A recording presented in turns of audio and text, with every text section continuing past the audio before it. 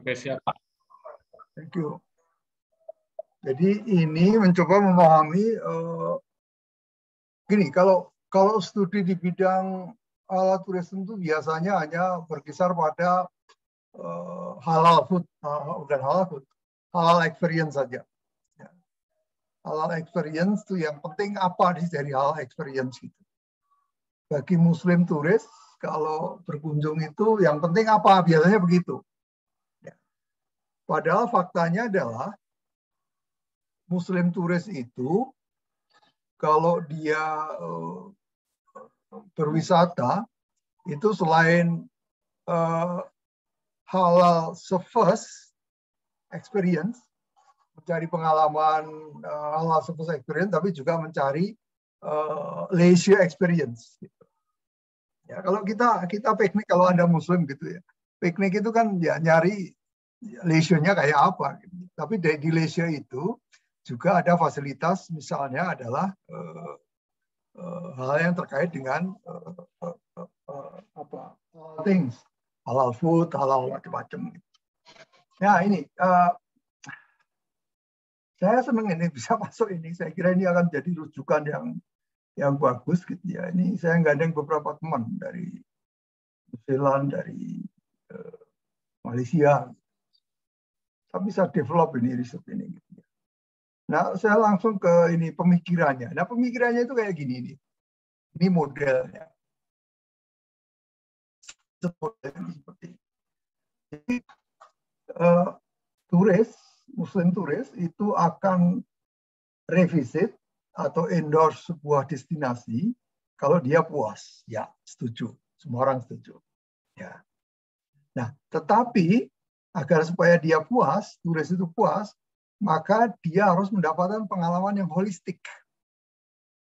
Apa yang disebut dengan pengalaman holistik itu saya aja itu provokasi pemikiran gitu. Ternyata diterima.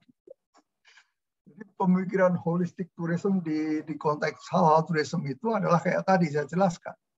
Adalah pengalaman turis terhadap satu leisure experience, ya, atraksinya menarik dan sebagainya. Yang kedua adalah availability of halal facility, halal food, and so on. Jadi Muslim turis itu kalau kita studi, Anda nanti studi halal tourism misalnya, saran saya adalah coba acu pemikiran ini. Jangan hanya sekedar halal foodnya saja. Enggak, orang enggak seperti itu. Ya boleh aja kita misalnya spesifik ke halal foodnya, monggo, boleh. Ya. Tapi di konteks halal holistik ini, terhadap pengaruhnya terhadap kepuasan dia, aspek religiosity itu ada, pasti ada. Jadi halal food itu kaitannya dengan religiosity. Semakin religius turis, customer, pasti dia cenderung untuk mencari produk dan service yang halal. Begitu. Ya, jadi pemikirannya begini.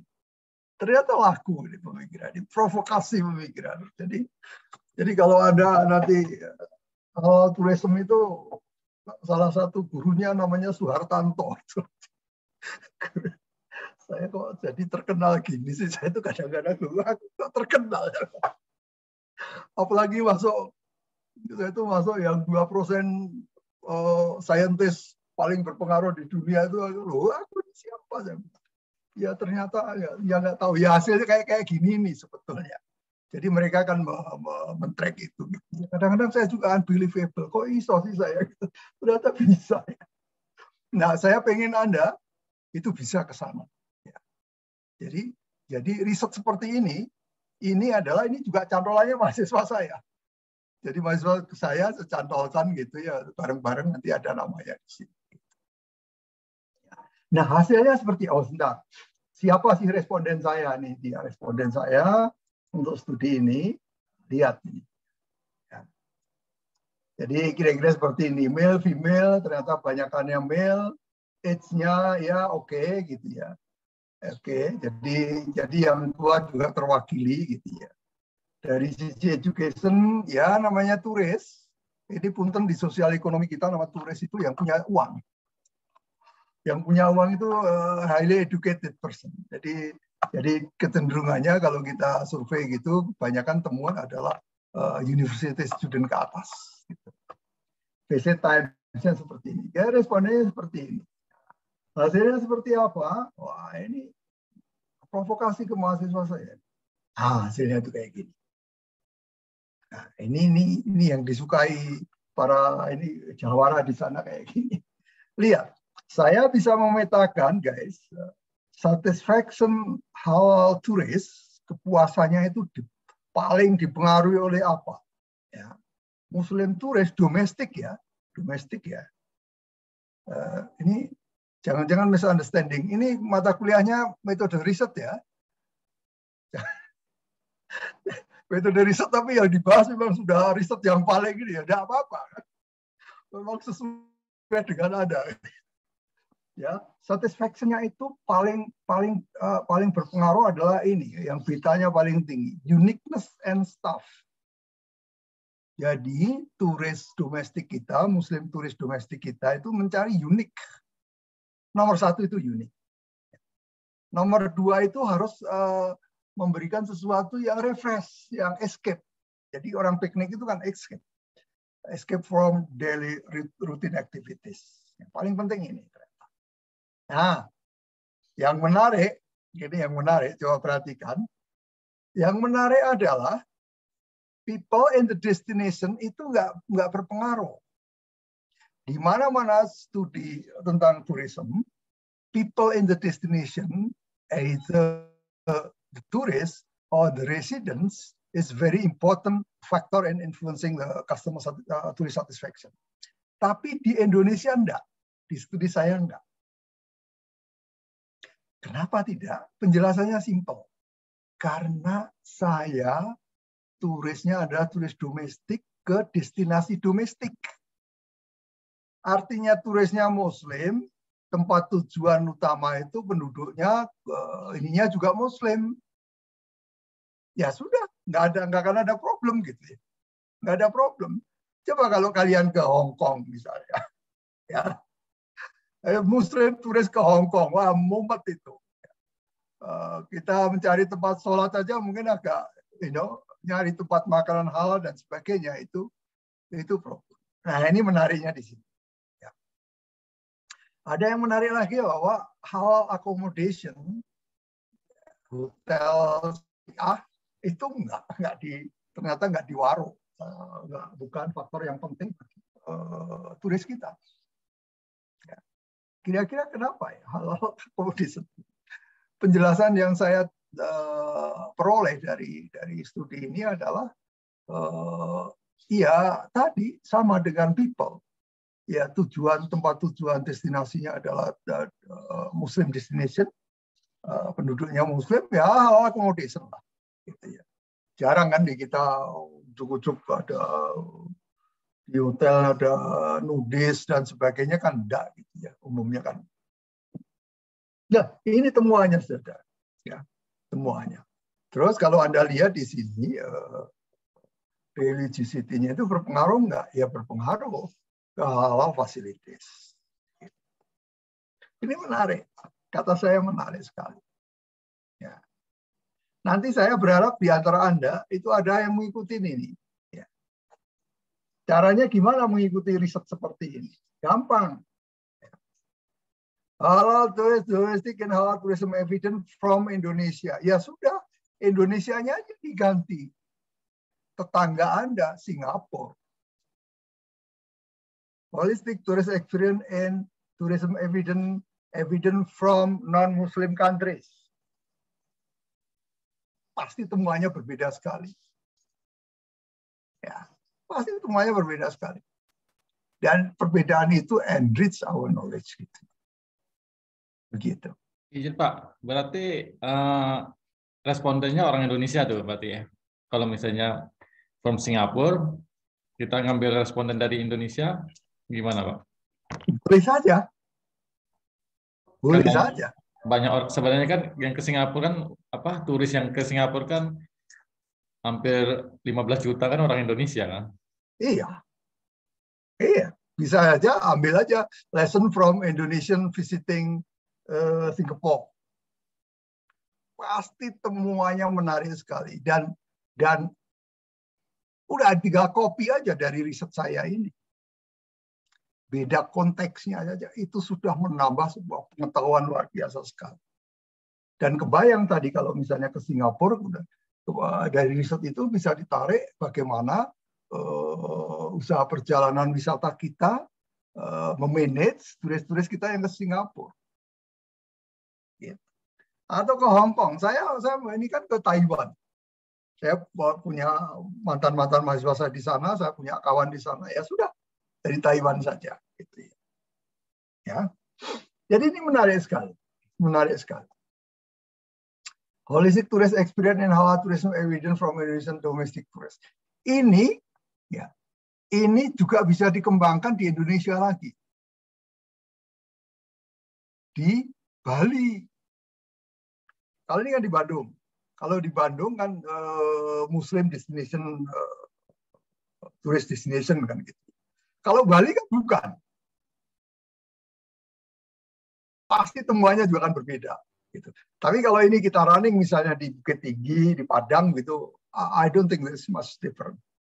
Maybe not really different. Gitu. Lihat, saudara, jadi bagaimana kita expanding the knowledge itu seperti itu. Ya. Jadi pemahaman-pemahaman itu jangan dari nol gitu ya, kita bisa ngambil dari hal seperti itu. Nanti ini saya share di grup. Ini senang saya. Ya banyak yang lain juga banyak yang senang. Itu satu. Apalagi yang mau dipamerin untuk pemanasan hari ini. Pemanasannya lama saya suka. Kalau... Pak mau nanya Pak, itu silakan, berarti ya. dari hasil riset Bapak ini religiosity nggak ngaruh sama turis domestik ya Pak ya? Artinya nggak ngaruh akomodasinya tadi kan, nggak ngaruh juga soal indonesianization ya Pak. Kalau ngelihat ini Pak, dulu. Ini kan religiosity. Lihat hasil saya di sini. Religiosity tidak memoderasi, tapi dia mempengaruhi secara langsung ke halal facility dan halal accommodation. Nih lihat, ini kan signifikan ini ke sini. Ya. Ini apa? Semakin religious person, semakin seorang itu santri, pasti dia akan mencoba mencari fasilitas dan akomodasi yang halal. Ada kecenderungan begitu. Nah, poinnya apa di situ? Kalau misalnya Anda turunannya begitu ya untuk industri, kalau misalnya Anda punya perjalanan wisata, Anda mendekati pengajian-pengajian, ibu pengajian untuk piknik begitu ya. Jangan lupa diiming-imingin bahwa di sana fasilitas ini disediakan. Make sense. Karena sains itu make sense. Iya. Artinya yang garis putus-putus ini bukan berpengaruh langsung ya Pak ya? Artinya tidak berpengaruh. Ya. Yang putus-putus itu tidak signifikan berpengaruh. Oh, baiklah. Yang garis lurus itu signifikan. Nah, ini menarik sekali. Nah, kata siapa? Ya kata penulisnya, itu problemnya. Ya, itu tawaran saja untuk think about it. Jadi seperti ini. Kemudian yang kedua, saya juga pengen provokasi mahasiswa. Wah, ini metodenya kuantitatif ya Pak ya? Iya, saya itu orang sangat kuantitatif. Karena sekolah saya itu dulu kuantitatif gitu ya. Ada bagian kualitatifnya juga, tetapi saya berprinsip gini. Idealnya orang itu ya mempunyai banyak keahlian. Kan begitu ya. Banyak kemampuan. Tapi pandangan itu menurut saya, untuk saya sendiri, nggak pas. Gitu. I don't want to be best on many things. Saya nggak ingin jadi ahli di banyak hal. Nanggung nanti. Gitu. Makanya, saudara sama tadi, Febriansa ya, makanya saya fokus studi itu adalah di kuantitatif. Kalaupun kualitatif, saya hanya salah satu step-nya saja.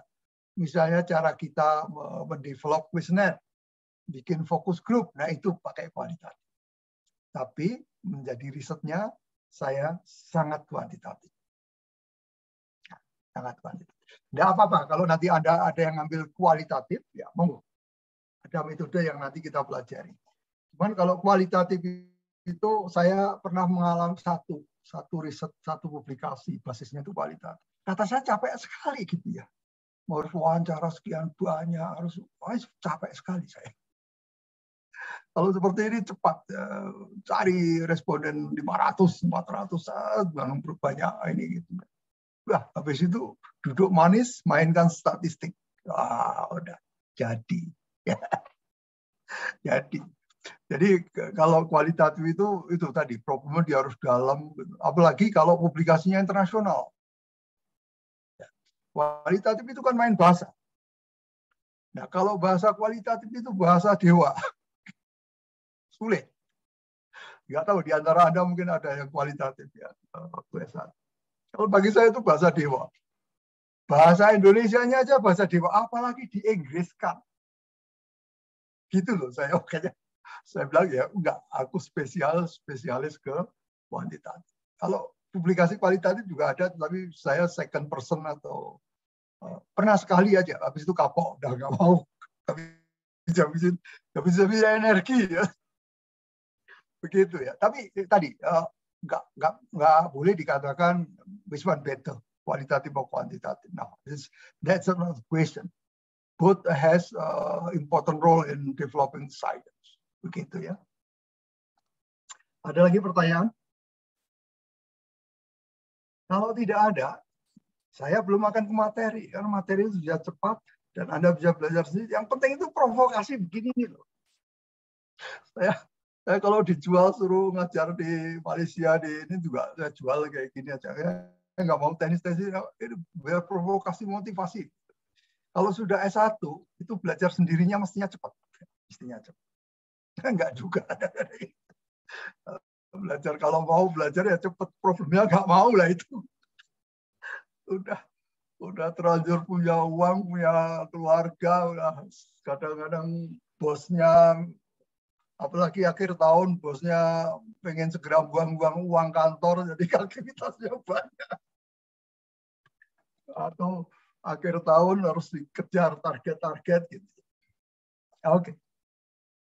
Nah ini juga riset saya baru. Baru saya. Ya, juga gembira tadi pagi saya dapat kabar lagi, satu paper saya dapat lagi di. Ya alhamdulillah, rezeki. Ini Anda perhatikan, ini sangat relevan pada Anda semua. Ini juga jurnalnya kuat ini jurnal. Saya kadang-kadang alhamdulillah dapat jurnal. Saya menulis tentang cognizing tourist loyalty during COVID-19 melalui virtual reality lens. Ya, lihat dari judulnya sudah cakep. Kata siapa ya? Kata yang nulis. Kalau saya bagus, kata siapa? Kataku dewe. Ya, judulnya adalah memahami kesetiaan turis, loyalitas turis pada waktu pandemi. Nah, ini topiknya itu bagus sekali, gitu ya. Jadi kalau milih topik, ya di bab 1, bab 2 itu sudah saya singgung, milih topik itu yang menarik. Yang menarik itu sesuatu yang memang menjadi perhatian, yang menjadi fokus dari audiens atau bagi siapapun. Nah, ini kan menarik. Pada waktu pandemi, orang kan tidak piknik gitu loh. Ya. Orang tidak piknik. Nah, terus kalau nggak piknik ngapain orang? Orang nggak piknik itu adalah tetap karena kebutuhan tourism, kebutuhan leisure, itu kebutuhan penting. Maka orang tetap piknik. Lewatnya mana? Pakai virtual reality. Canggih kan? Mana tahu saya virtual reality. Nggak tahu kalau virtual reality, tapi menggunakannya oke. Dan itu jelas. Gitu. Misalnya kan kita virtual reality itu kan bisa banyak sekali pakai macam-macam gitu ya.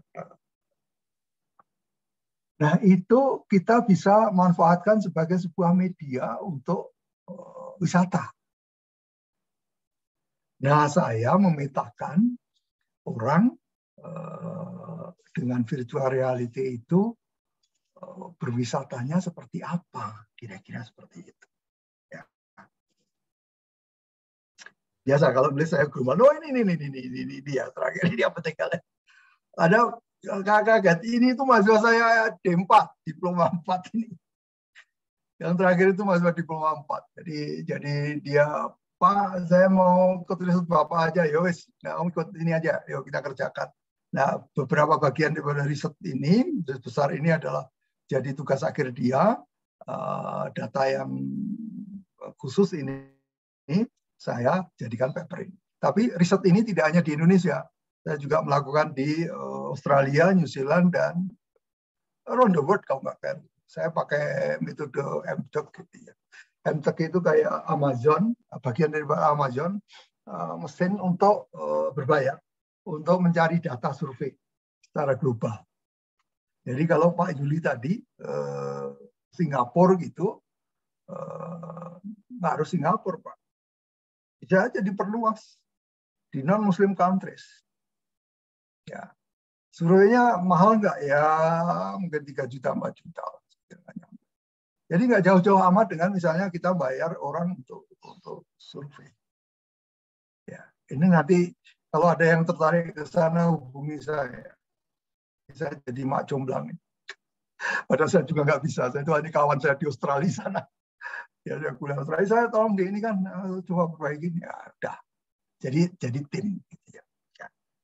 Nah, bagaimana model pemikirannya? Coba kita lihat ke modelnya langsung. Nah, ini dia. Keren juga nih. Kata siapa ya? Kata saya lah. Ya, lihat tadi ini modelnya. Model bagaimana orang niat untuk visit dan endorse. Visit and endorse itu sama dengan yang artikel saya tadi. Itu namanya loyalty. Dan gitu ya. Loyalty itu ingin berkunjung lagi dan endorse. Bagaimana dua ini lihatnya dipengaruhi oleh ketika dia nonton virtual reality. Jadi kalau misalnya nonton virtual reality gitu ke Barcelona begitu ya, wah udah dia nonton gitu, kemudian ditanya, kamu pengen nggak nanti suatu ketika ke Barcelona setelah COVID? Mau. Sederhana kan?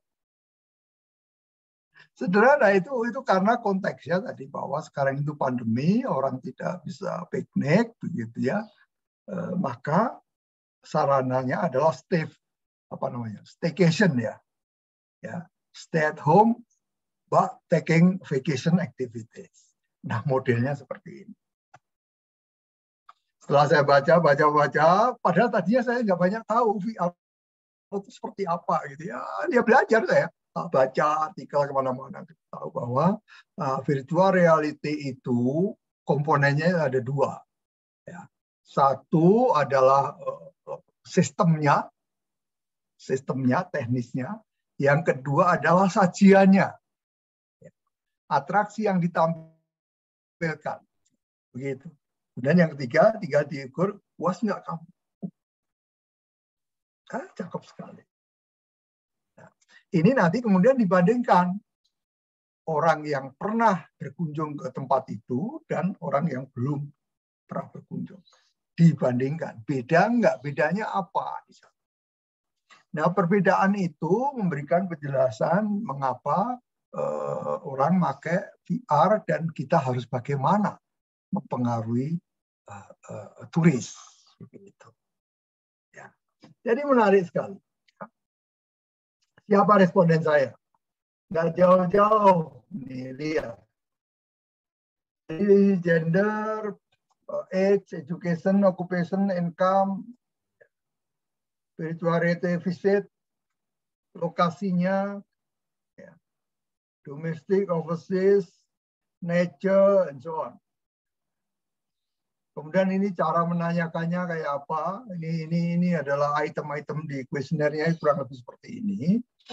Kemudian hasilnya lihat bawah. Ini dia. Yang menarik dari sini adalah, lihat, orang itu akan berkunjung lagi, ingin berkunjung lagi itu, terutama adalah didorong oleh dua-duanya, yaitu dengan sistemnya, artinya alatnya yang bagus, gambarnya yang bagus, dan sajian atraksinya yang menarik. Itu penting dua-duanya.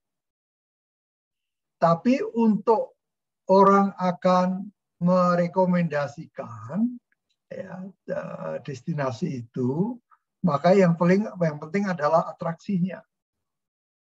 Ini menggarisbawahi apa? Bahwa nomor satu itu atraksinya, bukan mesinnya. Mesinnya nggak boleh jelek, tapi at least harus standar. Sistemnya harus standar. Tapi yang paling penting adalah atraksinya itu menarik, bagus. Yang bagus, menarik itu seperti apa? Kemudian Anda lihat di sini, model ke kiri ini adalah yang enjoyment, yang bikin enjoy gitu. Itu kan faktornya paling besar itu. Ya. Jadi yang bikin senang. Tampilan virtual reality tourism itu yang bikin senang. Make sense. Make sense sekali, menurut saya. Any question tentang riset ini? Pak, mau tanya nih Pak.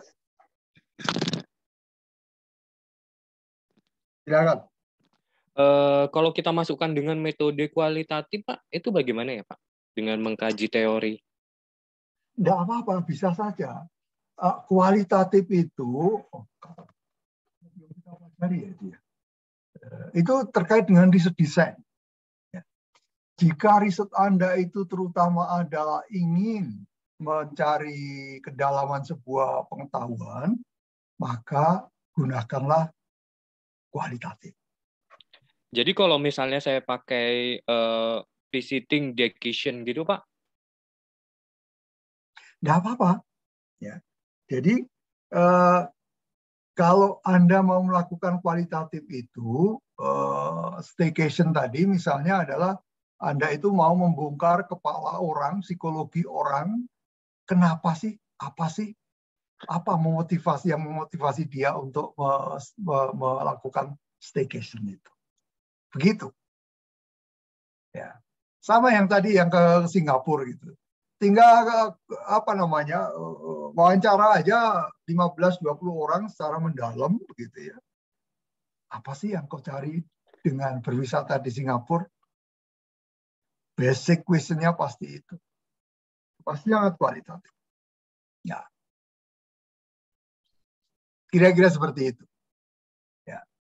Jadi kalau kualitatif, maka sudut pandangnya adalah tadi spesifik, fokus ke beberapa orang saja, kemudian pengen membongkar, misalnya ya, experience with VR attraction. VR attraction yang menarik bagi kamu tuh apa sih? Kenapa? Gitu. Ya. Jadi spesifik. Kira-kira seperti itu ya. Ini tadi siapa ya? Tadi yang bertanya siapa ya? Rahmadi, Pak. Rahmadi. Pak Rahmadi. Yes. Anda S1-nya apa? Saya S1-nya bahasa Inggris, Pak. Oh, good. Excellent lah. Jadi Bapak dulu skripsinya apa? Saya analisis paragraf untuk narasi dan menganalisis paragraf tentang deskriptif paragraf, Pak. Wow, ilmu apa itu? Ilmu canggih sekali. Ilmu linguistik. Jadi saya mendeskripsikan gitu, Pak. Karena saya orangnya kan suka kualitatif juga. Nggak apa-apa. Saran saya nanti adalah diusahakan jangan jauh-jauh dari S1 Anda. Jadi kalau Anda tadi deskriptif apa tadi ya, bahasa apa, Nah, itu ditarik aja di konteks tourism. Deskripsi tentang komen-komen turis terhadap destinasi Batam. Jadi ilmu Anda yang S1 itu masih sangat bermanfaat digunakan untuk riset di S2-nya. Kan Anda mendeskripsikan paragraf-paragraf gitu ya. Benar, Pak. Nah, itu paragrafnya diganti. Kalau dulu paragraf apa? Deskriptif, Pak. Nah, iya. Paragrafnya apa? Bentuk apa? Berita atau apa? Berita, Pak. Tinggal diubah kan? Sekarang yang dianalisis adalah komen-komen turis terhadap destinasi wisata di Batam atau di blog tourism apa tentang Batam misalnya. Itu sudah jadi riset luar biasa. Itu salah satu opsi. Ya. Opsi yang lain adalah Anda segera lari ke metode yang riset bisnis kualitatif. Nanti di sesi terakhir saya kasih satu sesi. Ya. Satu sesi. Tapi di beberapa metode secondary saya kira kita juga akan bisa. Ya. Gitu ya, secara mati ya. Baik, nggak Pak. usah ini, nggak apa-apa. Iya, Pak. Makasih, Pak. Biasanya kawan-kawan. Tapi ya, saya jujur, Pak, ini ngelihat yang Bapak ini dengan metode yang jujur, yang pakai data ini based on data di 0.814 0.137, saya masih masih puyeng nih, Pak, nggak ngerti tuh. Dulu S1 ngambil statistik enggak? Ngambil, Pak. Lah itulah. Dulu waktu kuliah statistik pacaran wae ya.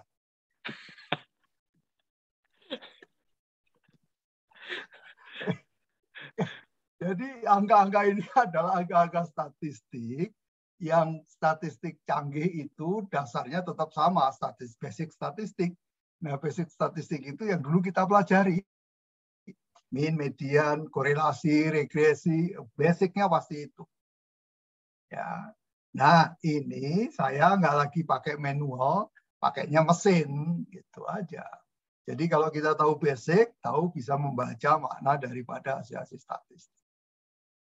Ya. Nggak usah khawatir, nggak apa-apa. Jangan lupa, teman-temanmu semua itu juga takut juga itu soal ada statistik ini takut. Iya, Pak, saya agak ngilu juga sih ngelihat Anda panah ini, terus ada garis putus-putusnya juga, ngelihat kayaknya nanti nanti kayaknya kita hidupkan satu sesi refreshing tentang statistik ya. Mungkin di akhir-akhir ya. Oke, jadi saudara hormati nggak usah khawatir dan jangan terlalu melihat ini, wah riset kayak gitu apa saya bisa? Ya Anda nggak bisa lah. Anda saya udah tua, udah senior kok. Jadi jangan ngebayangin aku mau bikin paper kayak gini ya. Jangan dipaksakan. Jangan dipaksakan. Jadi ini ya, nanti saya share 2 riset ini, mangga saja ditimbang-timbang, kemudian apa ya? Saya tuh sebentar dulu sebelum. Pak mau nanya, Pak. Ya, boleh, silakan.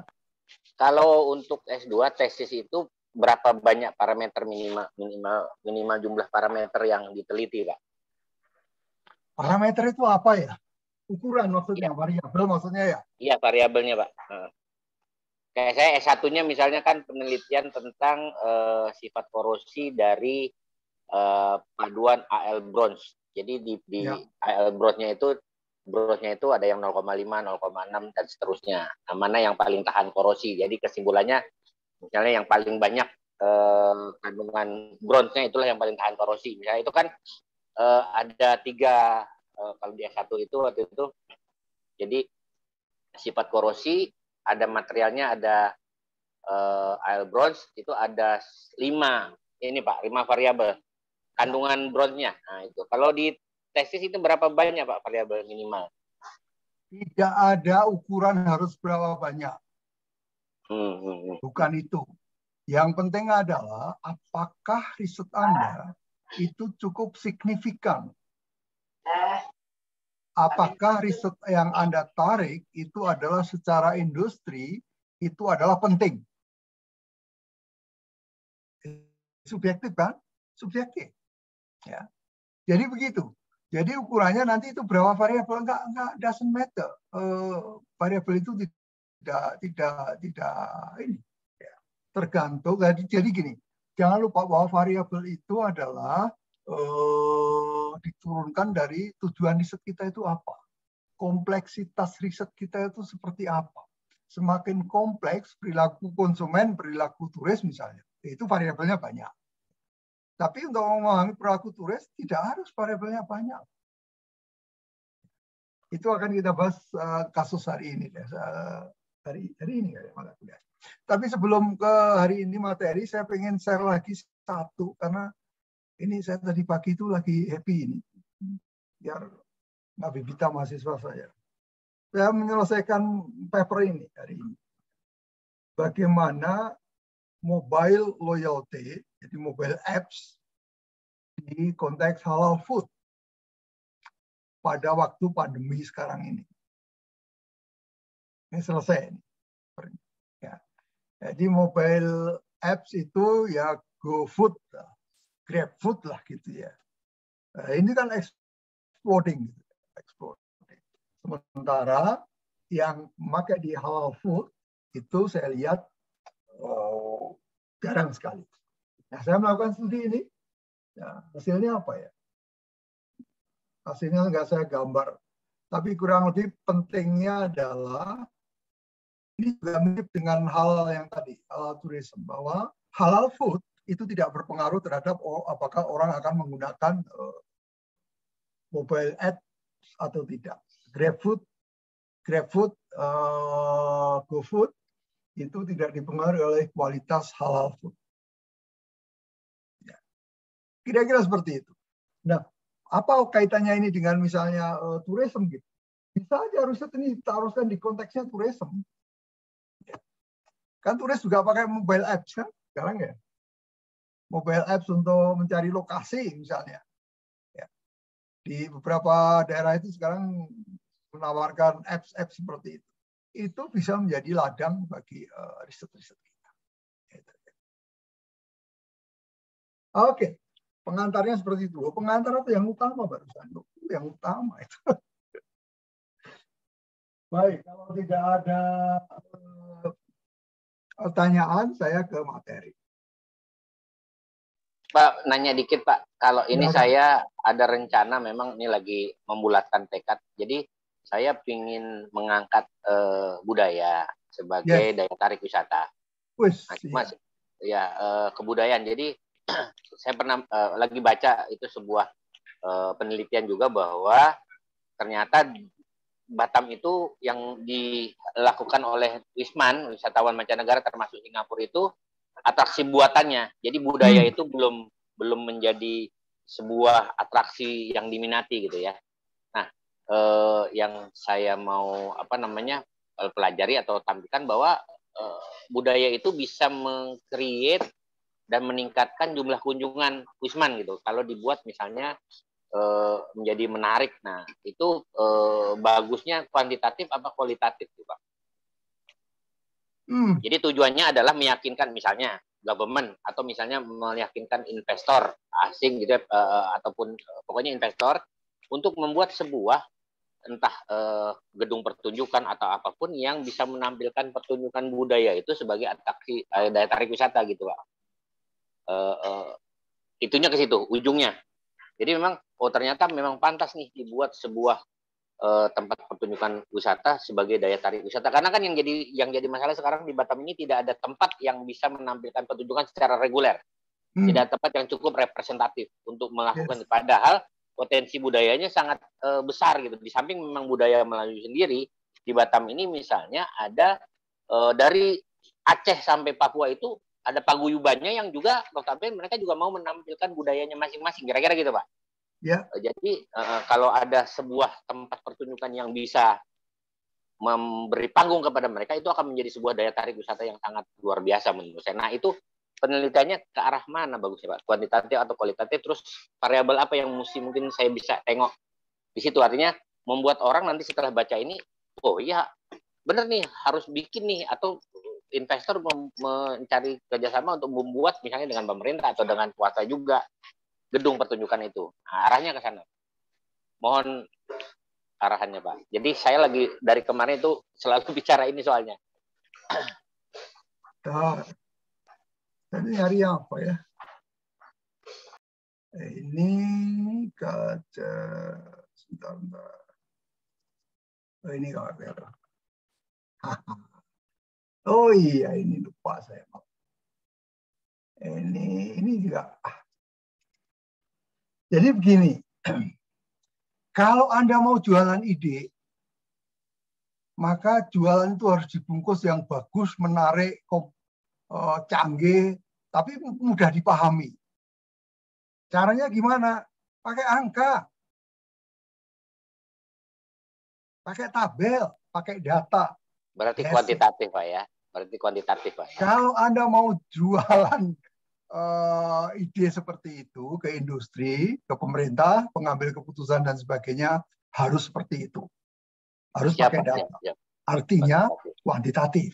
Siap. Tapi kalau Anda mau mencari kedalaman, mau indulge yourself terhadap sesuatu topik, maka kualitatif oke. Itu ya. Jadi tadi, kalau Anda mau cari sponsor, kualitatif juga bisa, cuman kurang meyakinkan gitu aja. Ya. Kalau kita untuk mengetahui sesuatu kita harus baca 3 paragraf gitu kan, mending baca 2 grafik kan ya. Bikin 1 grafik aja udah langsung enak. Jadi gitu, saran saya seperti itu. Ya.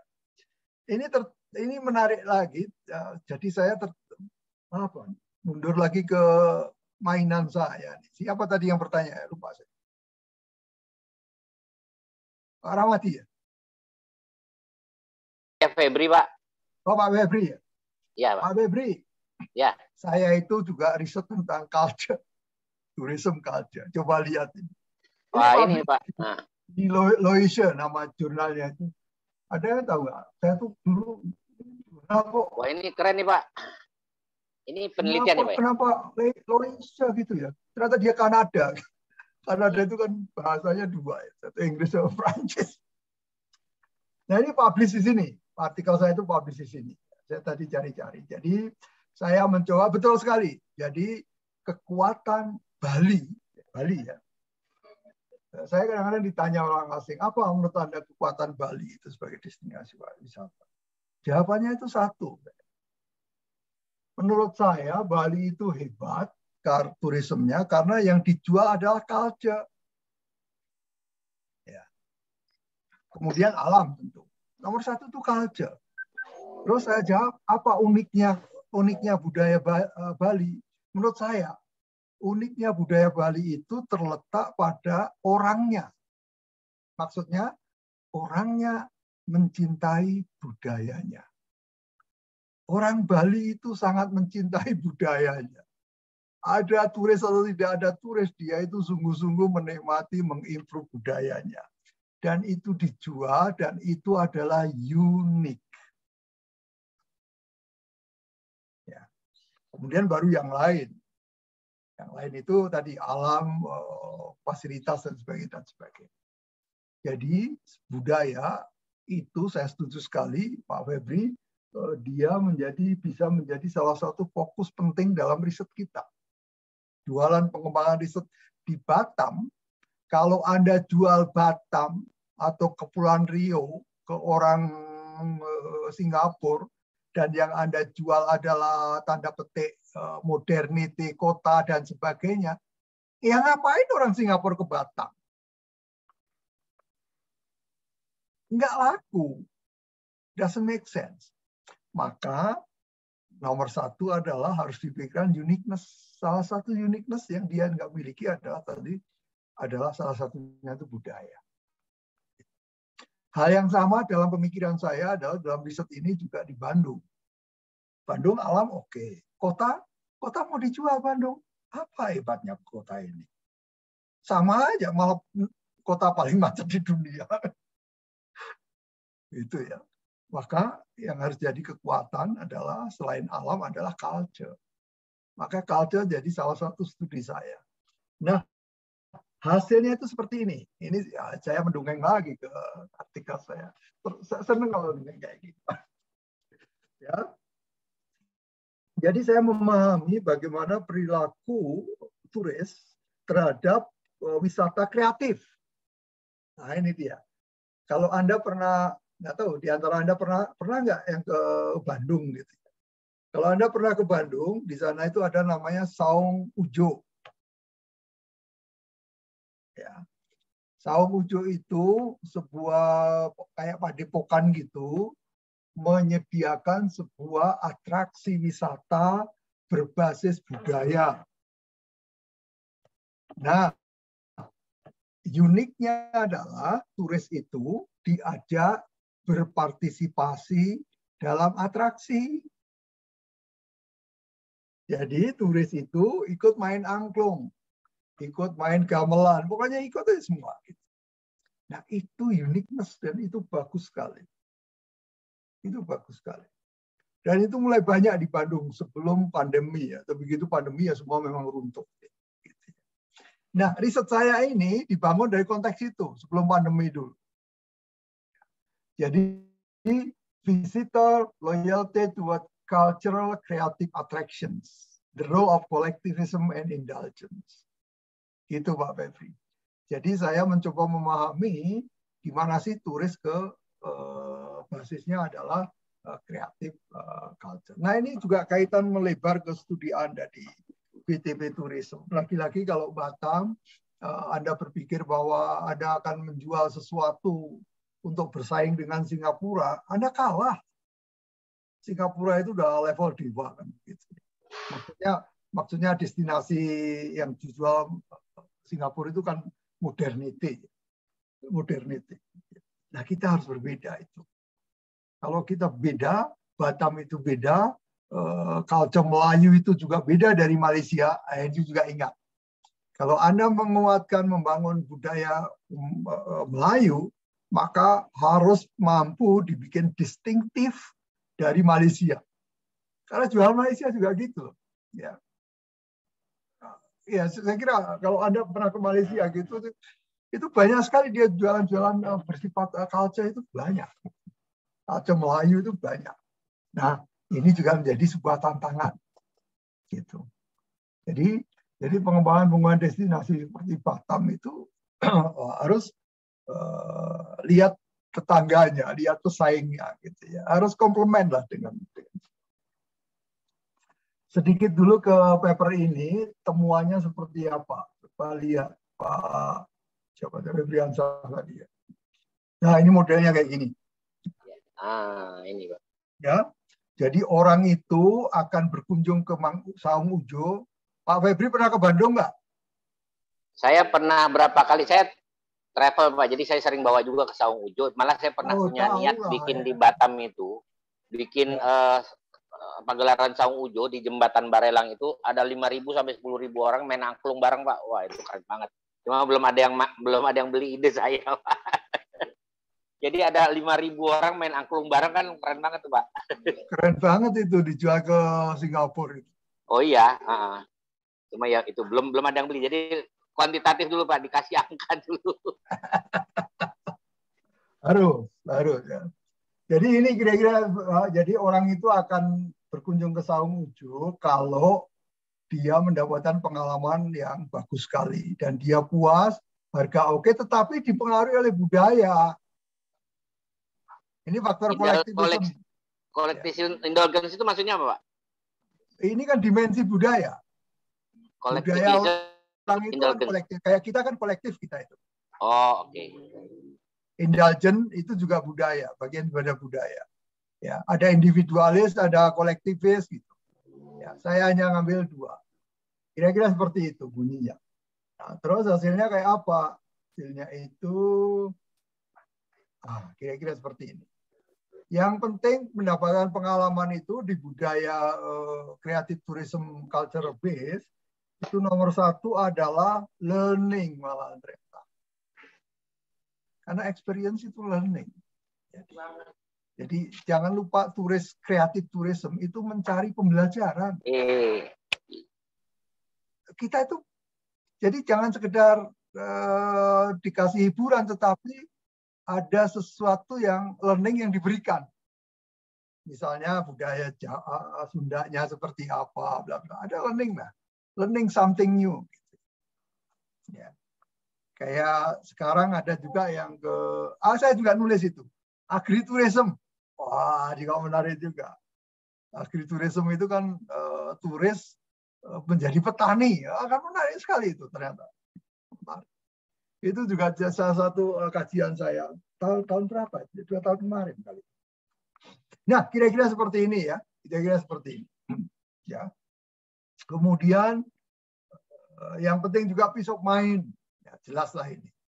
Peace of mind ini ya relax ya di sana, merasa nyaman, aman gitu. Ya, tapi yang penting itu uniqueness yang pertama itu adalah kira-kira modelnya seperti ini, Pak Febri. Pak Febri orang engineering, saya kira lebih mudah ikut pemikiran modeling seperti ini ya. Oke, saya tutup. Nggak ada pertanyaan lagi ya. Yang ibu-ibu, mbak-mbak nggak ada pertanyaan kenapa ini? Karena malam minggu, Pak. Wah, karena malam minggu ternyata. Pak, nanti modelnya saya pakai boleh, Pak ya? Yang tadi. Saya senang sekali. Ya, senang sekali. Happy sekali. Ya, nanti saya share artikel-artikel itu saya share. Kalau Anda download dari Elsevier, satu downloadan itu Anda harus bayar 400.000. Itu dunia tidak adil, Pak Yuli. Iya, Pak. Ini. Mahal kali. Mahal sekali, Pak. Peneliti itu kayak saya itu mungkin publish gitu ya, nulis dengan susah payah. Saya diterima publish gitu ya, gratis. Saya nggak harus bayar. Tapi publisher itu menjual tulisan saya dengan harga seperti itu. Dapat royalti berapa tuh, Pak? Nggak ada. Oh, malah nggak ada. Inilah ketimpangan dunia akademik sekarang. Mestinya dapat. Karena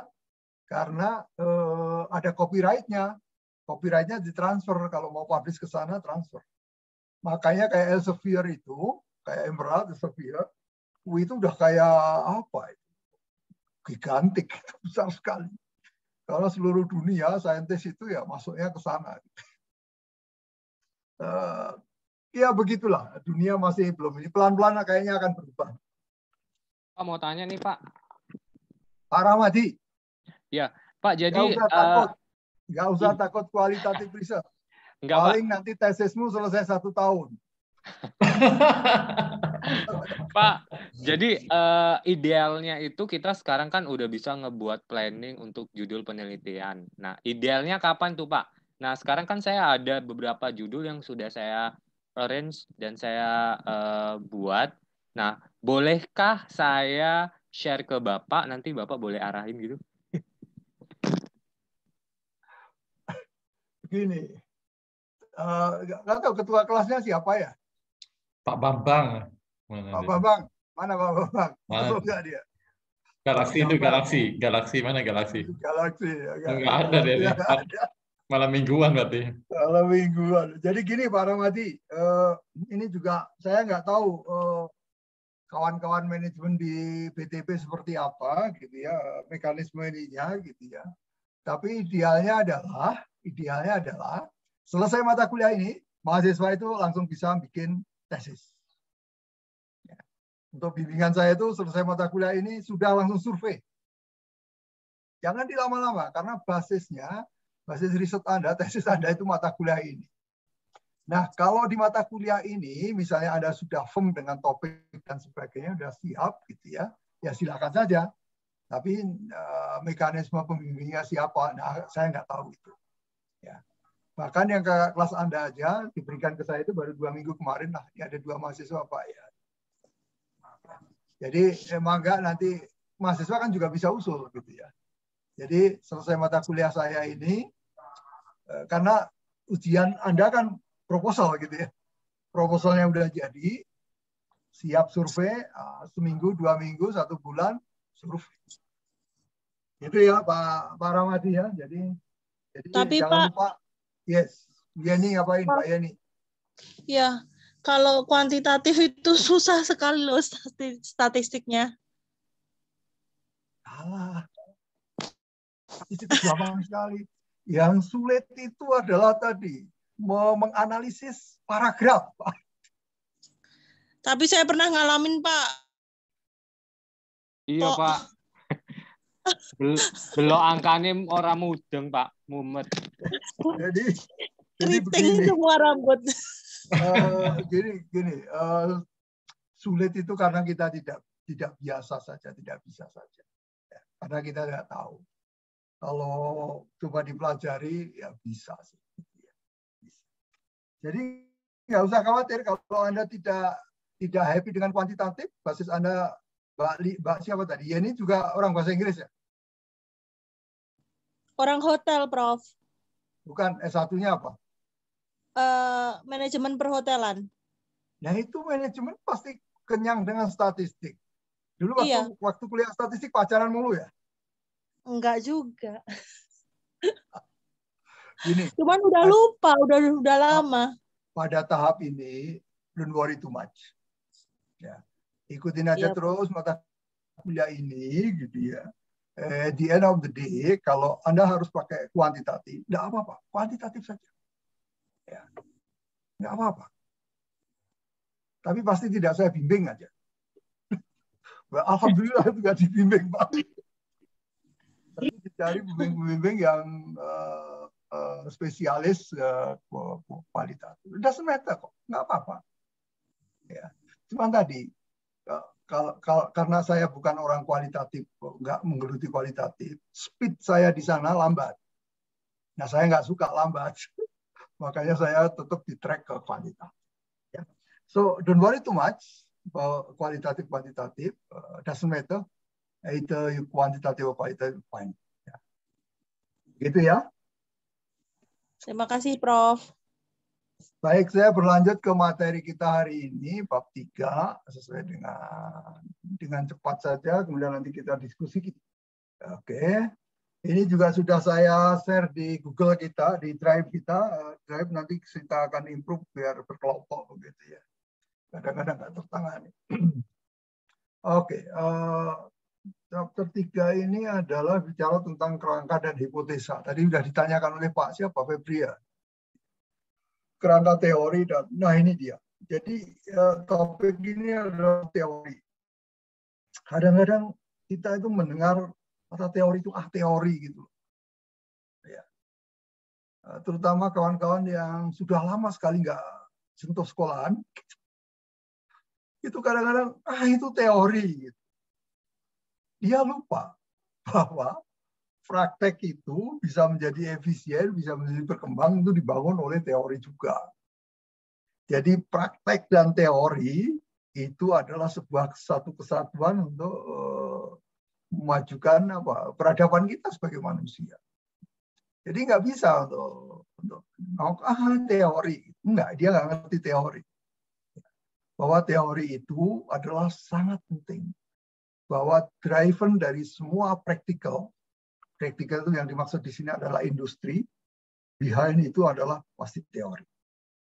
Behind industri, behind manufacture, behind another industry itu pasti riset. Pasti. Ya. Dan core dari riset adalah selalu teorinya apa. Ya. Teori berkembangnya pelan-pelan, tetapi kemudian menjadi luar biasa. Oke. Jadi so teori is very important. Mengapa harus ada teori? Kenapa harus kita pakai teori? Banyak sekali banyak sekali argumen gitu ya. Tapi kurang lebih begini. Teori itu dibangun dari fakta-fakta yang ditarik di masa lalu, kemudian digeneralisasi. untuk menjelaskan sebuah fenomena. Itu adalah teori. Nah, artinya apa? Sebetulnya teori itu adalah cara kita mengaca, gitu loh. Cara kita ngaca masa lalu itu seperti apa. Orang lain itu bekerjanya seperti apa. Gitu. Kemudian itu digeneralisir. Ya. Karena belajar paling mudah kan memahami apa yang sudah dilakukan orang lain. Dari pengalaman orang lain, dia sangat efektif sekali. Dan teori itu membantu seperti itu. Ya. Bahkan kalau kita lihat teori Big Bang misalnya, gitu, itu kan teori yang khayalan sekali. Tapi logik sekali gitu ya. Dari fakta-fakta yang ada, ternyata jagat raya itu seperti ini berkembang. Ya. So, teori itu penting sekali. Makanya di bab 2 dalam sebuah riset, itu adalah selalu ada literatur review. Maknanya apa itu? Literatur review itu semacam bagian di mana kita berkonsultasi pada hasil-hasil studi yang dahulu. Ya. Jadi logiknya itu akan menjadi seperti ini. Dari teori itu, knowledge itu dari data, dari informasi itu knowledge gitu ya.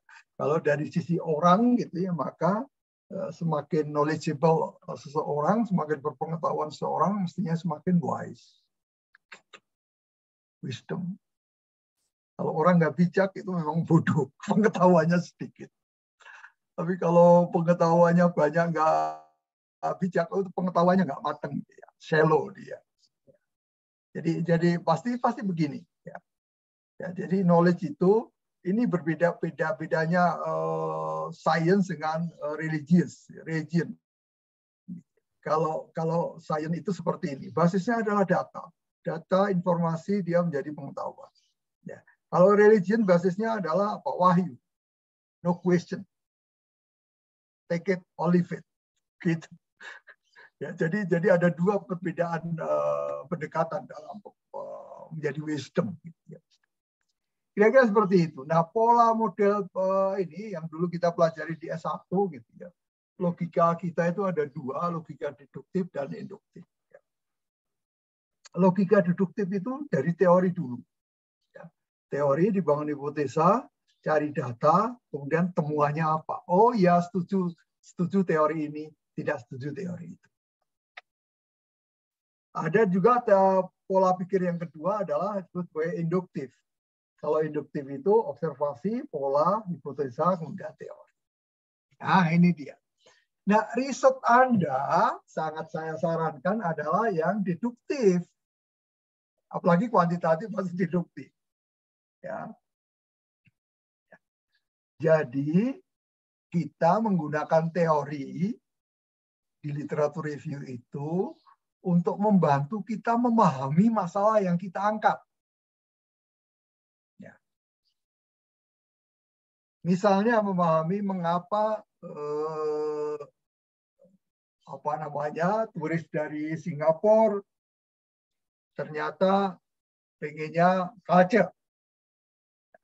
3 teorinya, teori perilaku konsumen, atau teori perilaku turis, atau teori budaya, atau teori apa, itu digunakan untuk menjelaskan fakta-fakta yang terjadi, sehingga kesimpulannya yang dibawa ini adalah apakah kita akan ya mengkonfirmasi, oh ya teori ini benar, oh ya teori ini salah. Yang paling bagus adalah nyalain teori. Iya, betul. Artinya gini, kalau maksudnya nyalain teori itu menunjukkan bahwa ada beda loh. Kalau kita mampu menunjukkan perbedaan dari teori dasar yang kita pakai, kontribusi saintifik kita itu bagus sekali. Karena kita berkontribusi pada keilmuan itu. Kalau kita mengatakan, iya sama, terus apa? Gitu. Konfirmasi, ya boleh aja seperti itu. Boleh aja. Ya, tetapi kalau kita find something yang berbeda, itu bukan hal yang buruk, malah hal yang bagus. Yang bagus. Nah, yang kanan ini tadi, Bu Yeni sama Rahmadi tadi, Jadi sukanya mau bangun teori. Bangun teori. Kalau bangun teori adalah induktif. Biasanya kualitatif akan ke sini. Ya, tidak harus. Tidak harus. Ya, bisa juga deduktif. Teorinya ada, pendekatannya adalah pakai kualitatif. Ya. Jadi dua pendekatan ini dalam keilmuan manusia selama ini, basisnya adalah dua ini. Kita menggunakan teori atau bangun teori, hanya begitu. Pola pikir kita itu. Ya. Kalau bangun teori adalah tadi, data, jadi teori. Ya, kalau dulu saya pernah ceritakan dosen saya ke Kutub Selatan gitu ya, observasi penelitian di sana, dia bangun teori perilaku peneliti di Kutub Selatan, bangun teori baru ya. Tapi kalau Anda misalnya kayak tadi saya misalnya tentang perilaku turis dari aspek virtual reality, yaitu teorinya adalah teori perilaku konsumen. Jadi saya menggunakan teori yang dipakai, yang di-develop orang dulu, kemudian saya bangun, nah saya tunjukkan bedanya di mana. Perbedaan itu berkontribusi pada secara saintifik. Oke, berlanjut ini adalah deduktif, kemudian biasanya juga dua-duanya dipakai. Nah, konstruk. Ini dia konstruk. Yang dimaksud konstruk adalah variabel yang bersifat adalah tidak nyata, tidak kuantitatif, tapi bersifat persepsional, bersifat adalah intangible. Itu adalah konstruk. Jadi variabel, kalau kita meriset kan ada variabel itu pembeda begitu ya. Variabel yang kita ini kan yang tadi ditanyakan oleh saudara siapa Febriansa, itu ada dua jenisnya. Ya. Ada yang bersifat adalah tangible, ada yang intangible. Nah, yang intangible itu adalah namanya konstruk. Dalam riset itu dinamakan konstruk. Oke, contohnya. Nah, ini dia. Misalnya ada turis. Turis itu aspek yang nyata dari seorang turis adalah ada umur, gender, dan sebagainya. Ini nyata. Uang yang dipunyai dan sebagainya. Ada unsur turis itu yang sifatnya adalah abstrak. Ya, yang abstrak. Yang abstrak itu apa ya? Ini sikap, kepuasan, motivasi. Nah, inilah banyak sekali kita eksplor dalam studi kita. Terutama kalau memahami apa yang disebut dengan turis ini. Karena turis itu adalah kita, manusia itu digerakkan adalah secara psikologis. Nah, psikologis ini yang tidak mudah. Ini yang disebut dengan konstruk, ini yang disebut dengan variabel tangible. Nah, ini gampang diukur. Kalau ini tidak mudah diukur. Ya. Nah, konstruk itu misalnya begini. Karena konstruk itu kompleks, misalnya kualitas layanan gitu. Gimana kita mengatakan kualitas layanan? Kualitas layanan itu sebuah persepsi. Ya. Kualitas layanan turis di Batam bagus atau buruk. Ya. Itu semua adalah persepsi. Kalau persepsi, nah karena persepsi dia namanya konstruk. Gimana cara mengukur konstruk? Maka dia kemudian kita breakdown. Jadi mengukur kualitas layanan itu ada teorinya dipakai TERA, tangible, empathy, reliability, responsibility, dan assurance. Jadi untuk mengukur kualitas layanan kita pakai teori.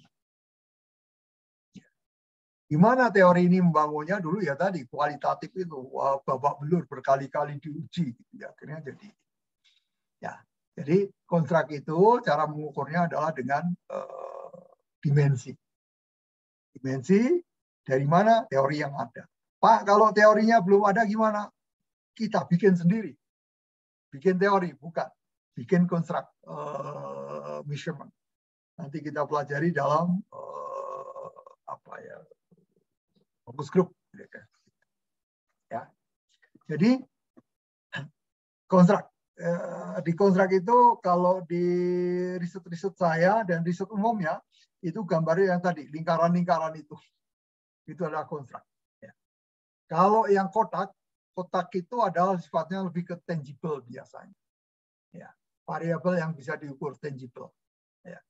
Kalau konstruk itu adalah bentuknya adalah lingkar. Ya. Nah ini dia, misalnya ini dari riset saya dulu waktu master. Saya master saya di riset di hotel gitu. Kepuasan terhadap resepsionis. Ya. Kepuasan terhadap resepsionis itu diukur dengan apa? Kepuasan terhadap resepsionis kan konstruk, kan abstrak. Maka diukur dengan berbagai indikator. Nah, indikatornya ada 4 di situ, yaitu persepsi turis terhadap keinginan, kemampuan, melayani, dan lingkungan fisik sebagai resepsionis. Dibikin 4 pertanyaan. Ya. Kepuasan terhadap F&B sama, bikin 6 item. Ya. Jadi kalau konstruk itu seperti itu pengukuran. Kemudian berlanjut lagi, wah ini variabel. Jadi variabel tadi ada konstruk, ada ini jenisnya adalah macam-macam, ada 4. Yang basic itu ada 4 ini. Ya. Yang terakhir itu extraneous, berlain-lain.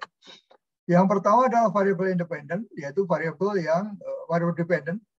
Variabel dependent itu yang kena panah, yang menjadi fokus utama studi kita, itu dependent. Ya. Variabel yang dipengaruhi. Kemudian kalau variabel independen itu variabel yang mempengaruhi. Jadi seperti ini. Ya.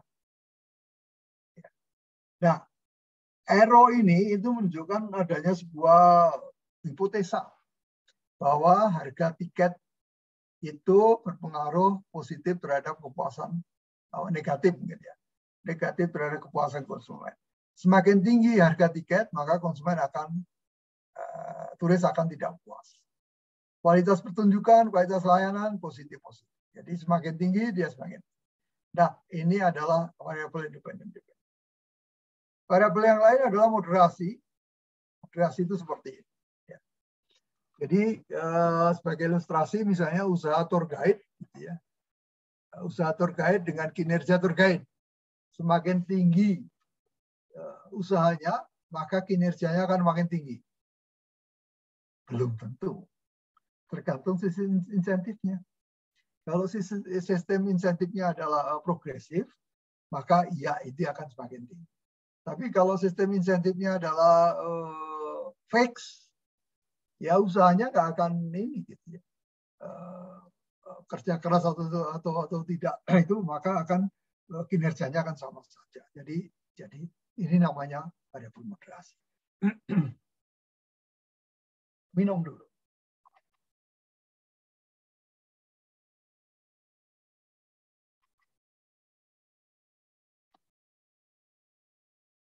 Oke. Kalau selanjutnya adalah variabel mediasi. Jadi mediasi seperti ini. Untuk menjadi loyal, itu turis harus puas. Agar supaya puas, maka tiketnya harus oke, kualitas pertunjukan bagus, layanan oke. Nah, ini adalah mediasi. Artinya sebelum loyal, orang harus puas dulu turis. Gitu. Kalau extraneous, itu selain variabel 4 tadi adalah kita sebut sebagai variabel yang tidak masuk dalam studi kita. Kemudian saudara yang penting juga di bab ini adalah model. Kenapa sih harus kita bikin model? Model itu sebetulnya simplifikasi agar supaya kita mudah memahami hubungan antar variabel. Jadi dalam riset, kalau ada hubungan kausal, ada hubungan antara variabel satu dengan yang lain, harus dibikin modelnya. Lihat model aja langsung kita tahu mana akibatnya, mana sebabnya. Kemudian tadi arrow ini adalah hipotesa. Nah, yang baik itu tadi pertanyaan siapa tadi? Yang baik itu variabel berapa? Nggak ada kayak gitu itu, nggak ada. Tergantung adalah riset questionnya seperti apa, problemnya seperti apa. Ya. Kadang-kadang 2-3 variabel is just fine. Tapi dalam gitu ya. Dalam. Tapi biasanya untuk mahasiswa master gitu mestinya agak complicated. Ya, kalau Anda itu fokus studinya adalah terkait misalnya perilaku orang begitu ya, biasanya kompleks.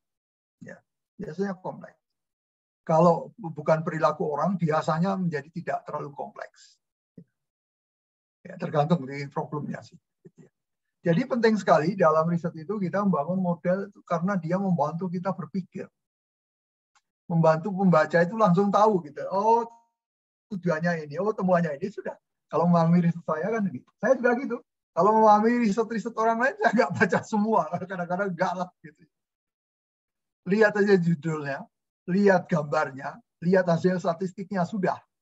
Nah itu Pak Ramadi enaknya orang kuantitatif itu ya. Jadi untuk memahami riset yang berat-berat itu saya kadang-kadang gampang aja. Lihat aja ini ya apa judulnya, lihat modelnya, lihat statistiknya. Sudah saya tahu dalamnya itu apa.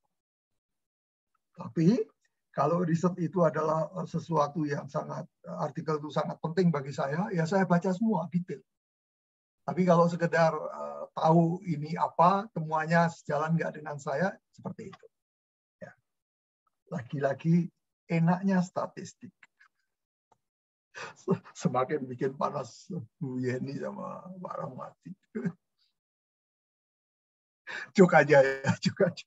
Semua ilmu itu penting semua. Ya, hipotesa. Mengapa hipotesa itu penting? Hipotesa itu adalah biar nggak kemana-mana kita gitu. Ya. Kenapa kini perlu kita bangun hipotesa itu? Ya karena dengan tahu seperti ini, maka kita enak ngujinya gitu. Yang kita uji ya ini aja, yang di lain ini ya nggak usah diuji, biar fokus gitu. Hipotesa itu begitu. Ya. Jadi penting sekali hipotesa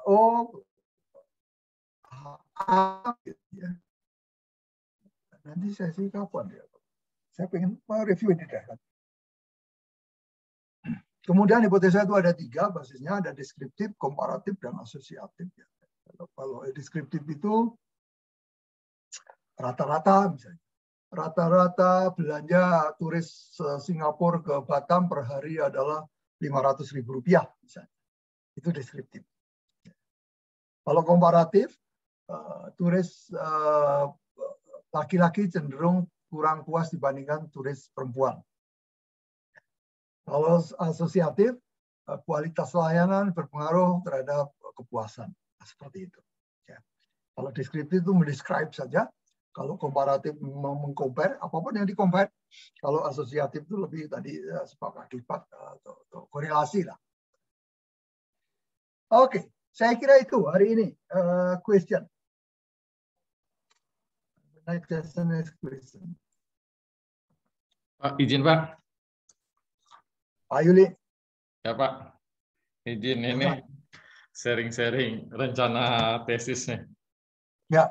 Ya, saya sebenarnya ada 2 rencana nih Pak. Ada 2 lokasi yang berbeda. Satu sih rencananya perencanaan pengembangan pariwisata Pulau Jemaja di Anambas. Berarti kan tentang kebijakan tentang perencanaan pariwisata. Yang kedua rencananya saya ini kan lokasinya jauh nih Pak. Saya terbayang biayanya itu. Ya. Yang kedua saya rencananya strategi promosi pariwisata di Bintan Resort untuk wisata olahraga pasca pandemi COVID-19. Dari perspektif dari turis yang pernah ikut wisata olahraga itu di Bintan Resort itu ada Bintan Triathlon, biasanya Tour de Bintan, Ironman Bintan, Bintan Marathon. Menurut Bapak yang mana sebenarnya kalau misalnya ini benar nggak strategi judulnya itu strategi promosi pariwisata Bintan Resort untuk wisata olahraga pasca pandemi dari perspektif turisnya? Ini untuk semuanya ya. Jadi kalau kita gini, riset itu tiring, jangan lupa sekali lagi saya ingatkan. Riset itu tiring, riset itu melelahkan. Bahkan yang jam terbangnya sudah banyak seperti saya itu kadang butuh energi besar. Apalagi yang lama tidak melakukan riset, apalagi yang belajar riset. Kemudian yang kedua bahwa karena dia itu tiring, perlu banyak energi, maka idealnya adalah topik yang diangkat untuk riset Anda di tesis itu adalah topik yang Anda paham sekali. Yang paham sekali itu terutama adalah Anda tidak sulit untuk mencari data, sampel, dan sebagainya. Ya. Dan Anda ngerti. Ya. Nah, ideal lagi adalah kalau, ini paling ideal, kalau riset itu ada sponsor dan tujuan riset itu mau dipakai oleh sponsor itu. Itu ideal sekali. Ya. Jadi kalau Pak Yuli itu kerja di mana? Pak Beda ya Pak? Saya kerja di Dinas Pariwisata, Pak. Dinas Pariwisata. Nah, tadi saya ketemu orang pintar riset juga ngomongin tentang riset saya, rencana riset gitu. Saya kira penting bagi Anda untuk meyakinkan bos Anda membuat sebuah desain riset itu nanti bermanfaat bagi dua-duanya, bagi departemen dan bagi Pak Yuli sebagai mahasiswa. Itu penting agar supaya ada dana, gitu. Ada dana. Jadi kalau ada dana nanti risetnya adalah tadi luarannya harus menjadi sesuatu yang bisa dimanfaatkan oleh mereka. Apapun judulnya. Ya. Ini penting, Pak. Ya, jadi yakinkan saja itu terutama nanti di awal tahun atau Desember, saya kira kantor Bapak kan menyusun anggaran tuh. Nah, anggaran itu sudah harus dipikirkan oleh Pak Yuli dan bos gitu ya. Dibikin sebuah aktivitas apapun namanya aktivitas itu di keuangannya, tapi nanti implementasinya adalah risetnya Pak Yuli. Jadi ke kantor oke, scientific oke, lulus oke. Wah itu excellent sekali Pak. Ya, excellent sekali. Ya, itu paling ideal. Semuanya sama, paling ideal. Tetapi kalau tidak bisa ideal, kalau harus Anda lakukan sendiri, lagi-lagi tujuan dari studi ini apa? Agar supaya Anda lulus. Kan gitu ya. Agar supaya Anda lulus dan publikasinya bagus. Nah, kalau seperti itu, ya sudah, dibatasi saja. Yang penting adalah tujuannya expertise, riset itu Anda peroleh. Begitu. Kemudian publikasi ini. Artinya kemudian pilihlah topik-topik yang tadi tidak menyulitkan diri Anda. Bahkan saya aja tadi Anda lihat yang halal tourism itu. Bukan yang halal food tadi. Saya hanya milenial kok. Siapa milenial? Student saja saya ambil. Ya. Saintifiknya berbobot seperti itu. Ya. Jadi bisa saja. Nanti fokus ke milenial. Argumen tinggal dicari. Argumennya adalah milenial itu masa depan. Kan gitu ya. Masa sekarang dan masa depan. Jumlah mereka itu banyak. Buying power mereka itu semakin tinggi. Dan mereka akan semakin hoyong pengen untuk wisata. Jadi kalau kita mampu memahami bagaimana mereka keinginannya berwisata, maka kita bisa membujuk mereka harus bagaimana, caranya gimana. Gitu ya, sama ini untuk semuanya, nggak hanya untuk Pak Yuli. Jadi begitu. Jadi kalau itu selalu ke mahasiswa itu saya ngomong gini, jangan bermimpi menyelesaikan masalah dunia. Enggak. Dunia itu too complicated untuk kita selesaikan sendiri. Maka ambillah angle yang kita paling kompeten tadi loh. Betul. Ini saya sindir lagi Pak Rahmati sama Bu Yeni. Idealnya periset itu kuantitatif, kualitatif top. Tapi kan saya bukan manusia sempurna. Jadi saya pilih kuantitatif saja. Jadi gitu Pak ya. Nanti jadi pilih aja angle yang enakan gitu ya. Ini, kalau bisa mendekati ideal baguslah. Tapi kalaupun tidak ideal itu masih bisa excellent. Tapi idealnya Pak Yuli mestinya segera komunikasi sama pimpinan gitu ya. Apapun nanti aktivitasnya di sana, paling tidak itu biaya untuk data collection, transport, dan sejenisnya itu harus tercover gitu ya. Pakai biaya kantor, tapi nanti hasil studi Bapak itu juga bisa menjadi sesuatu yang bermanfaat bagi mereka. Saya kira dana-dana riset banyaklah itu di departemen. Atau paling tidak diklaim sebagai riset lah. Gitu Pak Yuli ya. Ya Pak, terima kasih Pak. Jadi untuk semuanya juga, jangan buru-buru sekarang diputusin. Tapi idealnya idealnya, at the end of the semester, in the end of this subject, everyone must be already have a strong, reliable proposal, hypothesis proposal. Ya. Next please. Bu Yani, mau tanya apa Bu Yani? Enggak, Prof. Kami masih menunggu itu. Katanya Prof. Dwi mau ngajarin kita statistik untuk mengingat-ingat kembali. Jadi saya mungkin masih menaruh harapan lah. Kalau iya, itu kira-kira kapan ya baiknya? Tidak segera ya.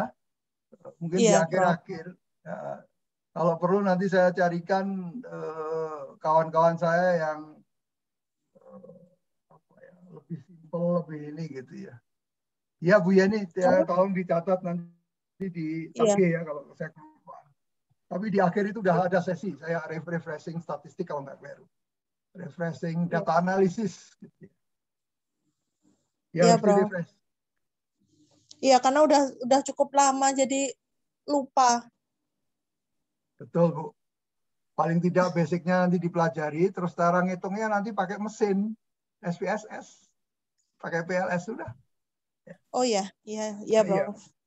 Dan untuk kawan-kawan biasanya itu ya monggo ya tadi pilihan ya kuantitatif kualitatif, tapi tadi bukan aku nakutin bukan awak, tapi fair aja. Kalau kualitatif itu effortnya itu tinggi sekali. Ya misalnya mewawancarai Pak Yuli, ya misalnya kita kualitatif mewawancari seorang turis, itu nggak cukup 2 jam loh. Kalau pengen tahu turis itu motivasinya apa, wawancaranya pasti dalam. Ya, nggak cukup 1 jam itu, pasti dikejar terus. Nah, setiap wawancara itu harus dibikin transkrip. Ya. Jadi hasil wawancara itu transkrip. Kemudian transkrip itu nanti kita harus identifikasi kata-kata kuncinya begitu. Makanya kalau riset kualitatif itu pasti tesisnya adalah 300 halaman. 400 halaman. Karena isinya apa? Lampirannya itu gemuk sekali. Gitu. Nanti kalau kuantitatif, ya lampirannya data statistik ya Excel 2 lembar aja. Ya, jadi nggak apa-apa. Itu semuanya penting. Itu semua penting. Kalau ada basisnya itu, why not? Gitu ya. Tapi karena semua orang itu pernah dapat statistik, kalau basic statistik mestinya bisa cepat kita pelajari. Kalau basicnya sudah tahu, kayak matematika aja Bu Yeni. Hitung-hitungan kan kita tahu dasarnya kan ya. Habis itu kan kita nggak pernah lagi ngitung pakai manual gitu. Pakai kalkulator. Gitu. Ya. Jadi saya kira bisa dikejar. Itu bisa dikejar. Ya. Yang lain?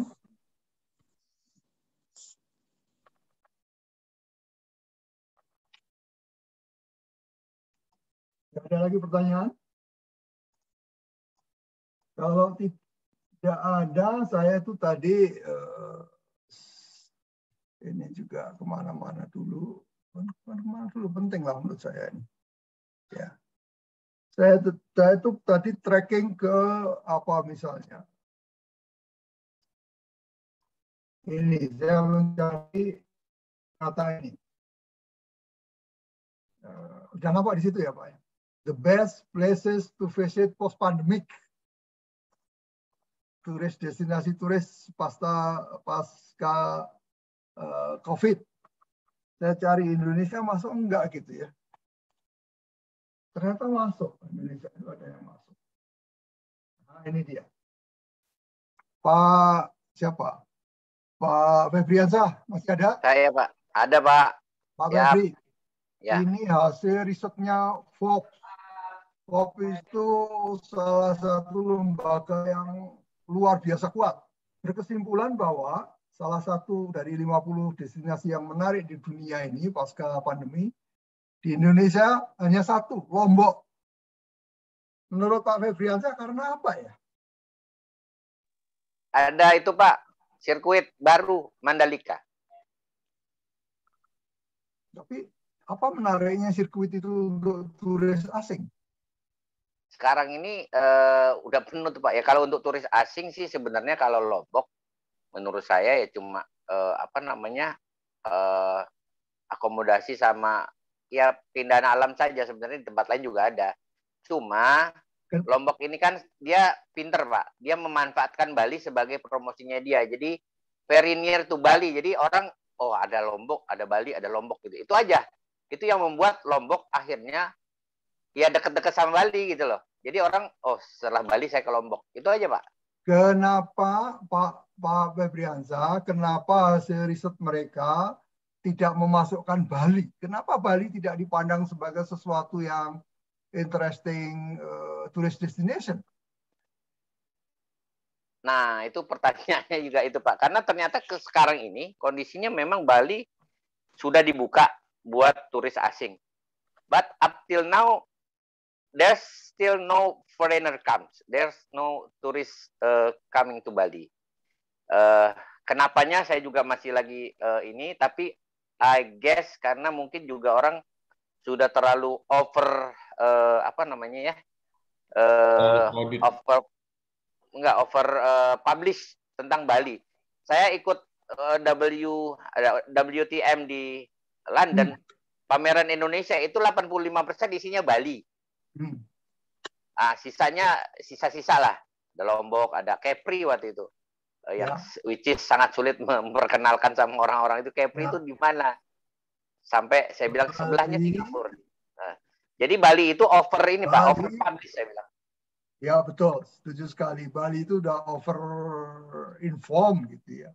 Udah over populated di kepala turis di dunia itu saya udah tahu lah begitu loh. Jadi nggak ada unik-uniknya lagi Pak. 3 minggu kemarin saya bekerja dengan tim Jerman, asesor di sana. Gitu. Saya pikir mereka nggak ngerti Bali. Semuanya pernah ke Bali beberapa kali, ketawa juga. Jadi Bali, yes, it is unique, it is bagus ini. Tetapi dia itu sudah menjadi common. Sementara sesuatu yang sifatnya common, lupakan sekarang itu. Kalau kita hanya menawarkan sesuatu yang umum, nggak berbeda, lupakan. Kalau Batam berantem dengan Singapura pengen menyaingi Singapura, lupakan, nggak bisa. Harus yang komplementer. Gitu. Komplementary, ya. Harus komplementer, harus something different. Nah, Lombok dalam pemahaman saya itu kayak komplementer dari Bali. Kalau Bali itu kan udah polluted ibaratnya. Ini riset post ya, sesudah COVID nanti gitu ya. Prediksinya adalah turis itu akan lebih tertarik ke Lombok daripada yang berjejal ria di Bali. Ya, Bali itu udah polluted turis gitu ya. Lombok itu nampaknya begitu. Crowded Bali. Ya, sudah ini gitu ya. Ya mah bagus sih, cuman gitu loh. Enggak uniqueness-nya udah mulai. Jadi benar Pak ya, difference is better than better gitu Pak ya. Bali memang bagus gitu, tapi berbeda dengan Bali, Lombok itulah jadinya. Iya. Bali itu bagus, siapa bilang bagus sekali. Tapi kalau Anda sudah ke Bali sekali, 2 kali, ngapain harus 3 kali? Iya. Nah itu loh, itu yang jadi jangan lupa bahwa kalau kita bicara tourism, we talk about experience, pengalaman kok. Kalau pengalaman berulang itu ya susah. Kamu umur berapa? 50. Wah, pengalamannya banyak. Iya, tapi tiap hari yang dikerjakan itu saja. Ya pengalamannya nggak banyak. Berbeda kan? Umur 50 tahun tiap hari yang dikerjakan itu saja. Itu bukan banyak Pak, sering. Nah, itu dia. Pengalamannya sedikit tapi sering. That's not something interested for most of the tourists. Gitu. Oke, kemudian juga menarik itu saya mencoba googling gitu ya. Google Trend. Jangan lupa Google Trend itu juga metode yang melakukan riset gitu ya. Saya coba kata Bali, betapa hancurnya Bali begitu ya di konteks ini. Ini Google Trend itu mencari ini ya, mencari kata kunci di Google gitu ya. Saya track itu dalam 1 tahun terakhir seperti ini. Tapi kalau kita lihat 5 tahun gitu ya, ya kelihatan sekali. Rame dulu gitu, orang mencari turis, ya, maknanya kan gitu ya. Turis mencari pengetahuan tentang Bali gitu sejak, ya persis lah, apa namanya, pandemi. Ya. Ini satu, saya kira luar biasa sekali. Banyak sekali hal yang bisa kita ini untuk apa namanya informasi dari Google Trend. Misalnya kalau Batam, misalnya ya, Batam itu mau Pak Yuli tadi mau mencari endorser yang paling ini sekarang siapa? Misalnya siapa? Atta ya. Atta Halilintar. Aukarin, Pak. Aukarin. Dia kan di Tanjung Pinang, Pak. Nah, lihat nih dia. Atta Halilintar dalam berapa? 12 bulan itu udah turun banget gitu ya. Dan kalau kita lihat, artinya kita kan nggak bisa memilih dia untuk jadi endorser kita. Iya, udah tua, udah sejak kawin udah turun ya pamornya.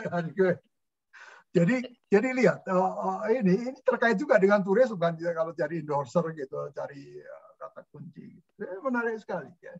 Jadi dulu ternyata dia bukan apa-apa sampai dengan tahun 18, habis itu naik gitu. Nggak tahu dia di endorser apa, saya kira banyak sekali gitu. Ini dia. Apa namanya, peta-peta seperti ini kan penting untuk pengambilan keputusan gitu ya. Yeah. Baik, tapi ini valid nggak Pak? Pak, untuk yang Google Trend ini datanya bisa dipertanggungjawabkan nggak Pak untuk kita pakai? 100%. Google Trend itu salah satu data yang paling kuat. Oke, berarti saya bisa pakai ini Pak ya? Ya, sangat bisa Pak. Nah, saya baru tahu ini ada Google Trend nih Pak. Saya sudah tahu lama, tapi saya nggak tahu ini datanya valid untuk valid, Pak. Mahasiswa saya itu di bidang syariah bisa memprediksi dari Google Trend itu niat orang untuk menjadi nasabah bank syariah. Caranya apa? Caranya di-track dari searching. Dia kan tracking gitu ya. Google Trend itu dari membaca orang itu kata kunci gitu ya. Nah, semakin tinggi kata kuncinya, artinya kan topik itu menarik bagi orang. Begitu. Jadi tren seperti itu maka bisa digunakan untuk memprediksi kira-kira nanti seperti apa. Betul, Pak. Google Trend itu canggih sekali. Ya. Canggih, Pak. Ya. Silakan saja hal seperti ini bisa digunakan. Baik, kalau tidak ada. Jadi untuk marketing bagus sekali tuh, Pak ya, Google Trend. Exactly, Pak. Luar biasa, Pak. Google Trend, terus Google apa? Analitik atau apa? Itu luar biasa sekali. Coba Bapak cari kata Batam gitu. Jangan-jangan sedikit sekali yang itu bisa maknanya adalah interest tadi gitu. Orang sekarang itu orang interest itu nyarinya kemana informasi pasti ke googling. Gitu. Dari situ udah ketahuan. Kemudian juga ketahuan Google itu hebatnya di sini Pak, lihat di apa namanya. Dia menginformasikan siapa saja dan di mana mereka mencarinya. Gitu. Ya, lihat. Ya, termasuk sampai dengan daerahnya. Itu luar biasa teknologi. Ya. Wes ya, hari ini terima kasih for malam minggu bersama saya. Mudah-mudahan nanti berubah menjadi malam Jumat dan malam Jumat Kliwon ya. Sama-sama Pak. Jeh Pak, matur nuwun Pak. Sama-sama Pak. Selamat malam. Assalamualaikum warahmatullahi wabarakatuh. Malam Pak.